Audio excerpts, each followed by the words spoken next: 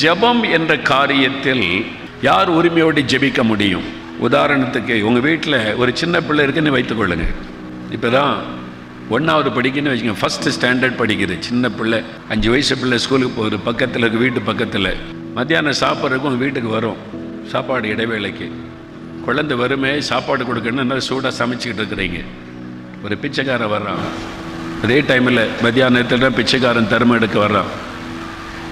வெளியில் என்ன கூப்பிடு, அம்மா தாயே பசிக்கமா கொஞ்சம் சாப்பாடு கொடுங்கன்னு கேட்பான்.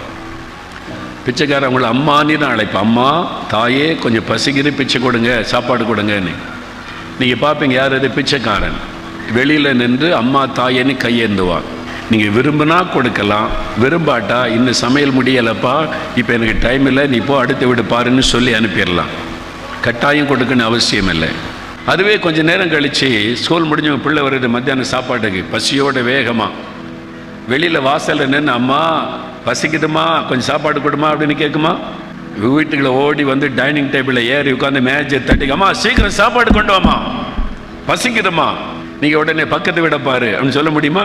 சாப்பாடுலாம் ரெடி ஆகலை, யார் நீ வெளியே போ பக்கத்து விட போற அப்படின்னு சொல்ல முடியுமா? உங்கள் பிள்ளை அது உரிமை இருக்கிறது, உரிமையை மேஜை தட்டி கேட்க சீக்கிரம் கொண்டு வாமா சாப்பாடை. நீ இல்லைன்னு சொல்ல முடியாது. ஏன்? உங்கள் பிள்ளை அதுக்கு உரிமை இருக்கிறது. யார் ஆண்டவரிடத்தில் போய் உரிமையா ஜெபிக்க முடியும்? அவருடைய இரத்தத்தினால் கழுவப்பட்டு தேவனுடைய பிள்ளை என்கிற அந்த அனுபவத்தை பாக்கியத்தை பெற்றவர்கள், பரிசுத்த ஆவியானுடைய முத்திரையை பெற்றவர்கள் தான் ஆண்டவரை பார்த்து அப்பா பிதாவே என்று உரிமையோடு ஜெபம் பண்ண முடியும். இன்னும் நீங்கள் ரட்சிக்கப்படாமல் இருந்தால், ஆண்டவருக்கு ஒப்பு கொடுக்காமல் இருந்தால், இன்னும் உங்களுடைய பாவத்திலே வாழ்ந்து கொண்டிருந்தால் ஆண்டவரிடத்திலே உரிமையோடு நீங்கள் ஜெபம் பண்ண முடியாது. அதனால தான் சிலர் ஜெபம் பண்ணும் போது அமைதியாய் நின்று கொண்டிருப்பாரு. மற்றவர்கள் எல்லாம் ஜெபிக்கிறார்கள், நீங்கள் ஏன் அமைதியாக நின்று கொண்டிருக்கிறீர்கள்? மற்றவர்கள் எல்லாம் கரமையற்றி ஆண்டவரை நோக்கி கதறுகிறார்கள், ஏன் உங்களால் ஜெபிக்க முடியவில்லை? காரணம், இன்னும் நீங்கள் இந்த ரட்சிப்பின் அனுபவத்தை பெற்றுக் கொள்ளாதபடியினால், இன்னும் தேவனுடைய பிள்ளை என்கிற அனுபவத்தை பெற்றுக் கொள்ளாதபடியினால், இன்னும் பேருக்கு ஒரு கிறிஸ்தவனாய் வாழ்ந்து கொண்டிருக்கிறபடியினால், ஒரு பிச்சைக்காரனை போல ஆண்டவரிடத்திலே கெஞ்சக்கூடிய நிலைமையில் இருக்கிறபடியினால் உங்களால் ஜெபிக்க முடியவில்லை. நீங்கள் யாராவது இன்னும் ரட்சிக்கப்படாமல் இருந்தால், இன்னும் பாவத்திலே வாழ்ந்து கொண்டிருந்தால், ஒரு பேர் கிறிஸ்தவனாய் இருந்தால் உங்களோடு ஆண்டவர் பேசுகிறார். நீ ஒப்பு கொடுக்கணும், உன் பாவ வழிகளை விட்டு மனம் திரும்பணும், தேவனுடைய பிள்ளை என்கிற அனுபவத்தை பெற்றுக் கொள்ளணும். இயேசுவின் இரத்தத்தினால் கழுவப்பட்ட அனுபவத்தை பெற்றவர்கள் தான் உரிமையோடு ஜெபிக்க முடியும். அவர்கள் தான் மற்றவர்களுக்காக ஜெபிக்க முடியும். ரட்சிக்கப்படாத ஒருவனால் தேசத்தில் இருக்கிற மற்ற மக்களுடைய ரட்சிப்பிற்காக ஜெபிக்க முடியாது. நீங்க ரட்சிக்கப்பட்டிருக்கீங்களா? தேவனுடைய பிள்ளை என்கிற அனுபவம் இருக்கிறதா? அவர் என் பாவத்தை மன்னித்திருக்கிறார் என்ற நிச்சயம் உடைய உள்ளத்தில் இருக்கிறதா? இல்லாவிட்டால் இன்றைக்கு கர்த்தர் உங்களோடு பேசுகிறார். ஒப்பு கொடுத்துருங்க சகோதரி, ஒப்பு கொடுத்துருங்க சகோதரனை, ஒப்பு கொடுங்க. ஆண்டவரே எனக்கு இந்த அனுபவம் வேணும், நானும் இப்படி ஜெபிக்கணும், எலியா மாதிரி ஜெபிக்கணும், அப்போ உம்முடைய பிள்ளை என்கிற அனுபவம் எனக்கு வேண்டும். உங்களுடைய பாவத்தை விட்டு மனம் திரும்பி ஒப்பு கொடுங்க. யாரோ ஒருவர் இன்னும் ரட்சிக்கப்படாமல் இருக்கிறீங்க, இன்னும் யாரோ ஒருவர் ரட்சிக்கப்படாமல் பாவத்தில் நிலை நிற்கிறீர்கள், இன்னும் யாரோ ஒருவர் மனம் திரும்பாமல் இருக்கிறீர்கள். உங்களோடு தான் ஆண்டவர் இன்றைக்கு பேசுகிறார். ரட்சிப்பின் அனுபவத்தை பெற்று தேவனுடைய பிள்ளை என்கிற உரிமையோடு ஜெபிக்கிற அனுபவத்தை நீங்கள் பெற்றுக்கொள்ள வேண்டும். நீங்க பூமியில இருந்து ஜெபிக்கிற ஜெபம், வீட்டுக்குள்ள இருந்து ஜெபிக்கிற ஜெபம், உங்க சர்ச்சுக்குள்ள இருந்து ஜெபிக்கிற ஜெபம், நீங்க ரோட்ல நடக்கும்போது, தெருவில் நடக்கும்போது உட்கார்ந்து ஆண்டவரை நோக்கி ஜெபிக்கிற ஜெபம், அது பரலோகத்திலே தேவ சமூகத்திலே போய் தொனிக்கிறது. So close to the Lord. நீங்க ஆண்டவரோடு நெருக்கமாய் வாழ்வீர்களானால், பரிசுத்த ஆவியினாலே நிறைந்து எப்பொழுதும் ஜெபிக்கிறவர்களாய், எப்பொழுதும் தேவனோடு பேசுகிறவர்களாய், அனுதினமும் கர்த்தரோடு உறவாடுகிறவர்களாய், தேவனோடு நடக்கிறவர்களாய் இருந்தால், உங்களுடைய வாயிலிருந்து புறப்படுகிற ஒரு சின்ன வார்த்தைக்கு கூட பரலோகம் கனம் கொடுக்கும். அப்பதான் நீங்க அதிகாரத்தோடு ஜெபிக்க முடியும். என்னைக்கோ ஒரு நாள் ஜெபிக்கிறது, வாரத்துக்கு ஒரு நாள் ஜெபிக்கிறது, நம்முடைய தேவைக்காக மாத்திரம் ஜெபிக்கிறது அப்படி அல்ல. அனுதினமும் தேவனோடு பேசி, தேவனோடு நடந்து, தேவனோடு நெருக்கமாய் நீங்கள் வாழ்ந்து கொண்டிருந்தால் உங்களுடைய ஒவ்வொரு வார்த்தையும் பரலோகம் கனம் பண்ணும். நீங்கள் ஜெபிக்கிற ஜெபம் அதிகாரம் உள்ளதாக இருக்கும். அப்போதான் நீங்க அதிகாரத்தோடு ஜெபிக்க முடியும். எந்த அளவு நீங்கள் ஆண்டவரோடு நெருக்கமா இருக்கிறீங்க, தினம் எவ்வளவு நேரம் அவருடைய பாதத்தில் தனியாக காத்திருக்கிறீங்க? எவ்வளவு நேரம் அவருடைய வசனத்தை தியானிக்கிறீங்க? எவ்வளவு நேரம் அவரோட நீங்க பேசுறீங்க? இன்னைக்கு அவரோட பேசினீங்களா? இன்னைக்கு காலையில் அவருடைய நீங்க முகத்தை நீங்க தரிசித்தீங்களா? அவர் உங்களோட என்ன பேசுகிறார் என்பதை கவனித்தீர்களா? நீங்க ஆண்டவரோடு எவ்வளவு நெருக்கமான அனுபவம் வைத்திருக்கிறீர்கள்?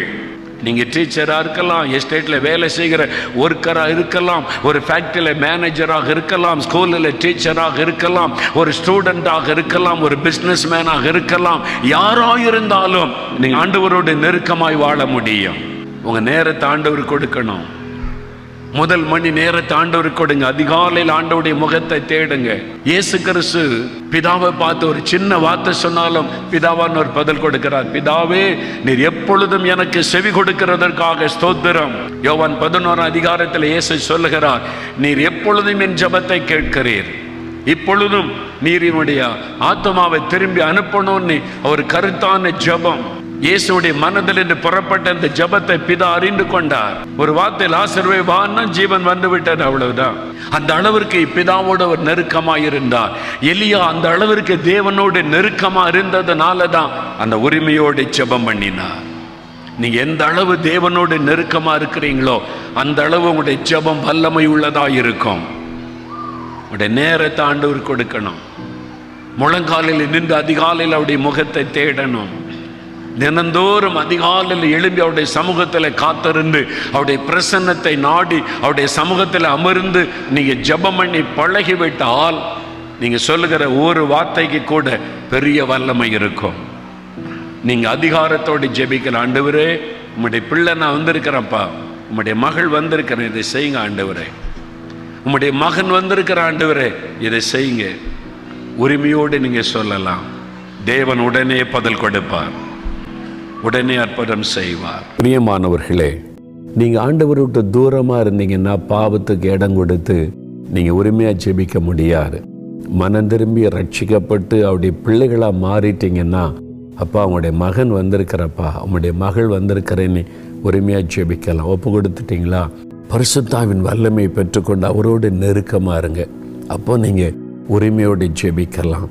இப்போ முதலாவது, நீங்கள் இன்னும் ரட்சிக்கப்படாமல் பாவத்தில் பாவ காரியத்துக்கு இடம் கொடுத்து இருந்தால் உங்களுடைய இருதயத்தில் கை வைத்து, இயேசுவே உங்கள் ரத்தத்தினால் என்னை கழுவுங்க, என் பாவத்தை மன்னிங்க, என் உள்ளத்தில் வாங்கன்னு ஒரு ஜெபம் பண்ணுறீங்களா? என்னை பரிசுத்தாவினால் நிரப்புங்க, உம்மோடு நான் க்ளோஸாக இருக்கேன்னு முதல்ல ஜெபிங்க. அப்புறம் நம்ம மற்ற காரியத்துக்கு ஜெபிக்கலாம். கரம் உயர்த்துங்க. உங்களுடைய இருதயத்தில் கை வைத்து ரட்சிக்கப்படாதவங்க, ஒப்பு கொடுக்குறவங்க ஜெபம் பண்ணுங்க. மற்றவங்க வலதுகரம் உயர்த்தி கருத்தா ஜெபிங்க. தகப்பனே, யார் யார் இருதயத்தில் கரம் வைத்து, இயேசுவே என் பாவங்களை மன்னியும், உங்கள் ரத்தத்தினால என்னை கழுவுங்க, என் உள்ளத்தில் நீங்கள் வாங்க, உம்முடைய பிள்ளை என்கிற அனுபவத்தை எனக்கு தாங்க, இனிமேல் இந்த பாவ வாழ்க்கை வேண்டாம், உம்மோடு நான் வாழணும்னு சொல்லி யார் யார் ஜெபிக்கிறாங்களோ இந்த சகோதரியை பாருங்க, இந்த சகோதரனை பாருங்க. உங்கள் ரத்தத்தினால் அவருடைய உள்ளத்தை கழுவுங்க. அவருடைய உள்ளத்திலே பிரசன்னமாகி அந்த ரட்சிப்பின் சந்தோஷத்தை கொடுங்க. பரிசுத்த ஆவியினால நிரப்புங்கப்பா. ஒவ்வொருவரும் பரிசுத்த ஆவியினால நிரப்பப்படட்டும். ஆவியில நிரம்பி அந்நிய பாஷையில் உம்மை துதித்து மகிழட்டும். உம்மோடு நெருக்கமாய் வாழுகிற அனுபவத்தை இன்று முதல் பிள்ளைகளுக்கு தாங்க. நீங்க மன்னித்ததற்காய் ஸ்தோத்திரம், உள்ளத்தில் வந்துவிட்டதற்காய் ஸ்தோத்திரம். இயேசுவின் நாமத்தில் ஜெபிக்கிறோம், ஆமேன். தொடர்ந்து இப்போ நீங்க தேவனுடைய பிள்ளை ஆயிட்டீங்க. இப்போ ஆண்டவர் உங்களோடு இருக்கிறதை உணர முடியும். இப்போ கருத்தா உங்களுக்கு என்ன தேவை ஜெபம் பண்ணுங்க. விடுதலை, சுகம், ஆசீர்வாத, நன்மைகள், குடும்ப ரட்சிக்கப்படணும், கிராம ரட்சிக்கப்படணும், ஊழியம் எல்லாத்துக்காக ஜெபிக்கலாம். என் கூட சேர்ந்து ஜெபிக்கிறீங்களா? இன்றைக்கு அற்புதம் நடக்கும். வலது கரத்தை அப்படி உயர்த்தி கொள்ளுங்க. இயேசுக்கு முன்னால, அவருக்கு முன்னால நிற்கிறோம், ஜெபிக்கலாம். தகப்பனே, யார் யார் கரமுயர்த்தி என்னோடு இணைந்து ஜெபிக்கிறாங்களோ இந்த பிள்ளைகளோடு இணைந்து நான் ஜெபிக்கிறேன். இவள் உம்முடைய பிள்ளைகள், உம்மை ஏற்றுக்கொண்டவர்கள். இப்பொழுது உம்முடைய கரம் அவள் மேலே வைக்கப்படட்டும். அவங்க என்ன காரியத்துக்கு ஜெபிக்கிறாங்களோ அதில் அற்புதம் நடக்க வேண்டும் என்று ஜெபிக்கிறேன். வியாதி, அதிலிருந்து சுகம் வேண்டும் என்று ஜெபிக்கிற பிள்ளைகளை தொடும். உம்முடைய சுகமளிக்கிற வல்லமை அவர்களுக்குள் இறங்கட்டும். இயேசு கிறிஸ்துவின் நாமத்தில் பொல்லாத கேன்சர் வியாதிகள் மறையட்டும். அன்றுவரை மரண வியாதிகள் இயேசு கிறிஸ்துவின் நாமத்தில் விலகட்டும். பாதிக்கப்பட்ட உறுப்புகள் எல்லாம் சுகமடைந்து புதிதாய் மாறட்டும். நடக்க முடியாதவர்கள் இயேசுவின் நாமத்தில் எழும்பி நடக்கட்டும். இந்த குடும்பத்தை விட்டு சகல வியாதிகளை வெளியேறட்டும். பொல்லாத பில்லிசோனி மந்திர கிரியைகள் அழியட்டும் இயேசுவின் நாமத்தில். இவளை வாதிக்கிற பயத்தின் ஆவிகள், தற்கொலை தூண்டுகிற ஆவிகள் இயேசு கிறிஸ்துவின் நாமத்தில் விலகட்டும். ஆசீர்வாதத்தை தடை பண்ணுகிற சத்துருடைய கிரியைகள் அழியட்டும். காரியங்கள் வாய்க்கட்டும், வழிகள் திறக்கப்படட்டும், தேவைகள் சந்திக்கப்படட்டும். இன்றைக்கு எந்த காரியத்திற்கு ஜெபிக்கிறார்களோ அதில் ஒரு அற்புதம் நடப்பதாக. இயேசு கிறிஸ்துவின் நாமத்தில் அற்புதம் நடப்பதாக. அவருடைய நிந்தைகள் மாறட்டும், ஊழியங்கள் ஆசீர்வதிக்கப்படட்டும், குடும்பங்கள் ஆசீர்வதிக்கப்படட்டும். அவங்க யார் யாருடைய ரட்சிப்புக்கு ஜெபிக்கிறாங்களோ அவங்க எல்லாம் ரட்சிக்கப்பட்டு நம்முடைய சாட்சியாய் மாறட்டும். ஜெபத்தை கேட்டதற்காய் ஸ்தோத்திரம். எலியாவின் ஜெபத்திற்கு பதில் கொடுத்த ஆண்டவர் எங்கள் ஜெபத்திற்கு பதில் தந்ததற்காய் ஸ்தோத்திரம். பெற்றுக்கொண்டோம் என்று விசுவாசிக்கிறோம். இயேசு கிறிஸ்துவின் நாமத்தில் ஜெபிக்கிறோம் பிதாவே. ஆமேன், ஆமேன். பிரியமானவர்களே, ஆண்டவர் ஜெபத்தை கேட்டார், பதில் கொடுத்து விட்டார். நீங்க தொடர்ந்து ஜெபத்தில் வளரணும்.